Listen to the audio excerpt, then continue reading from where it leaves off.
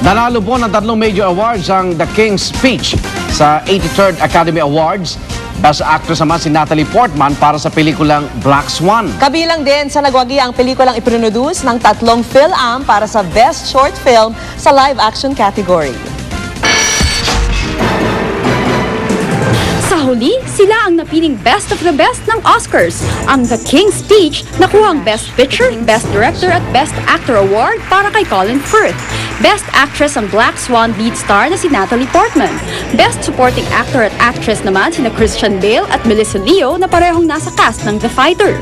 Itinanghal namang Best Short Film ang God of Love na produced by 3 Filipino-Americans, sina Gigi Damet, Stephen DiPianco at Stephanie Wamsley.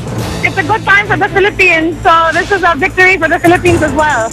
Pero syempre, ang patalbugan hindi lang para sa mismong parangalan, kundi pati na sa red carpet.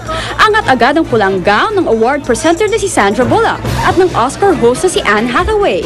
Agaw pansin din sina Helena Bonham Carter with her goth-inspired outfit, si Scarlett Johansson na backless ang gown, at Nicole Kidman in white. At tuloy ang pagkinang ng mga bituin kahit tapos na ang Oscars. Panalo man kasi o talo, sama-sama pa rin nag-celebrate ang Hollywood stars sa sunod-sunod na after-Oscars parties. First stop ang tradisyonal na Governor's Ball na sinundan pa ng Vanity Fair's annual Oscars party.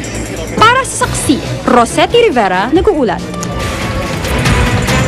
Kapapasok lang na balita, magtataas din ang presyo ng mga produktong petrolyo ang kumpanyang Chevron. Alas 6 ng umaga bukas, tataas ng piso at 25 sentimos ang kada litro ng kanilang gasolina, piso naman sa diesel at kerosene. Unang nag-anunsyo ng kaparehong price hike ang Phoenix Petroleum at Eastern Petroleum. At kung nasaan ang balita, Hanggat may balita, ikaw at ang Liga ng Katotohanan. magkasama sa pagbabalitang walang kinikilingan, walang pinoprotektahan, walang kasinungalingan, serbisyong totoo pa lamang. Ako po si Vicky Morales. Ako naman Arnold Glavio, susunod na ang Eyewitness. Hanggang bukas, sama-sama tayong magiging saksi.